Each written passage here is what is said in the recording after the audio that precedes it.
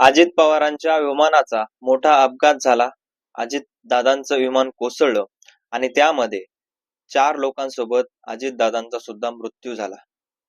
पण शांभवी पाठक आणि पिंकी माळी या ज्या 2 मुली त्या फ्लाईटमध्ये उपलब्ध होत्या, त्या मुली नेमक्या कोण होत्या आणि त्यांचं शिक्षण काय झालेलं होतं, त्यांचा अनुभव काय होता, अजित पवारांच्या विमानामध्ये जे पायलट म्हणून शांभवी पाठक काम करत होत्या, त्यांचं शिक्षण किंवा कुठं त्यांचे प्रशिक्षण झालं होतं, हीच आपल्याला सगळी माहिती या व्हिडिओमध्ये पाहायची आहे. नमस्कार, मी रणजित. मंडळी, आपल्याला माहित आहे अजित पवारांचं विमान कोसळलं. त्यामध्ये एक फ्लाइट अटेंडर म्हणून पिंकी माळी जी मुलगी होती, ती मुलगी 29 वर्षाची होती पिंकी माळी. आणि फ्लाइट अटेंडर तिचा भरपूर असा मोठ्या प्रमाणामध्ये अनुभव तर होताच. पण पिंकी माळी युपी मधली होती, मूळची उत्तर प्रदेशामधली असलेली युपी मधली ही पिंकी माळी मुंबईमध्ये वरळी या भागामध्ये राहिली होती. ठाण्यामध्ये सुरुवातीला राहत होते ते, मात्र लहानपणी ठाण्यामध्येच गेलं लहानपण. पण आता सध्या जे राहतात ते वरळी भागामध्ये ते राहायला होता आणि तिथं राहत असताना त्या ठिकाणी सगळ्या काही गोष्टी शिकल्या आणि आज त्यांच्या बापाला म्हणजेच पिंकी माळीच्या वडिलांना शेवटचा मेसेज होता की बाबा, मी विमानात गेले तर तुम्हाला अजित दादांशी बोलणं मी करून देणार आहे. आणि महाराष्ट्राचे उपमुख्यमंत्री जे की युपी मधले जरी असले तरी आज लहानपणापासून म्हणजे ती 29 वर्षाची ते लहानपणापासून महाराष्ट्रातच वाढली आहे आणि कुठं वाटतच नाहीत की ते त्या ठिकाणी युपी मधले किंवा उत्तर प्रदेश मधले आहेत. त्या ठिकाणी त्या शेवटचा मेसेज दिला आणि भावाला फोन केला की भावाला सांगितलं की दादांना सोडून म्हणजे अजित दादांना बारामतीमध्ये सोडणार आहे आणि त्या ठिकाणी मी नांदेडला त्यानंतर माझी फ्लाईट आहे, त्या ठिकाणी तिकडे मी नांदेडला जाणार आहे. आणि या सगळ्या गोष्टी झाल्यानंतर प्लेन कोसळलं आणि सगळं काही विचलित झालं, सगळं काही बेकार झालं किंवा घडलं अशा प्रकारची माहिती आली किंवा सगळं घडले आपल्या समोर आहे. पण त्याच्यामध्ये दुसरी एक फ्लाइंग ऑफिसर होती, ते म्हणजे शांभवी पाठक.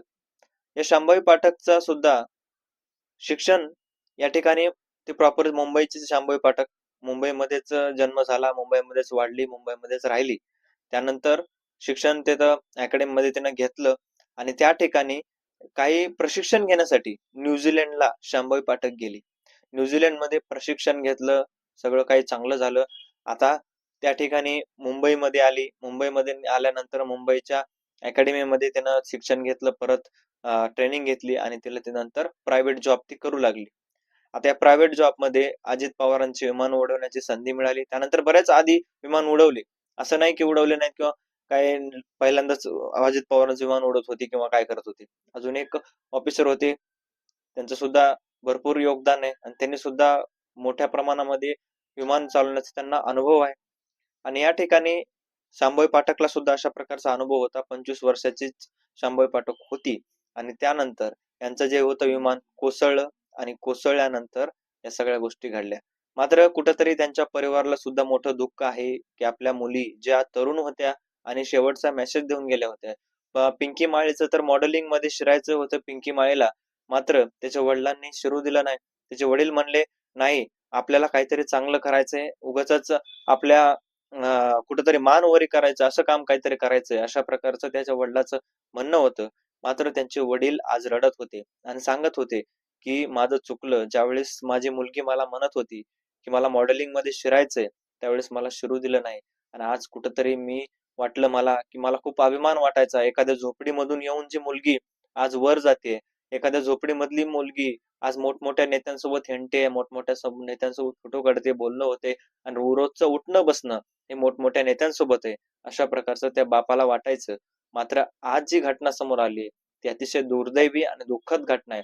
आणि पिंकी माळी असेल किंवा शांभवी पाठक असतील, दादांविषयी तर चर्चा भरपूर झाली, मात्र पिंकी माळी असतील किंवा शांभवी पाठक असतील, यांना सुद्धा कुठेतरी भावपूर्ण श्रद्धांजली, यांच्या सुद्धा आत्म्याला भावपूर्ण श्रद्धांजली. आणि ज्यांच्या घरचे जे आहेत त्यांना या दुःखातून सावरण्याची कुठेतरी देवानं लवकरात लवकर ताकद द्यावी. आणि जे काही आहे ते म्हणतो आपण 25 वर्षाची तरुणी जी म्हणतो आपण ती वारलेली आहे. खूप दुःखद घटना घडलेली आहे. आणि त्यानंतर अजून एक ऑफिसर ते त्या ठिकाणी होते, त्यानंतर सिक्युरिटी गार्ड होते आणि दादा, या सगळ्यांचा मृत्यू या फ्लाईटमध्ये झालेला आहे.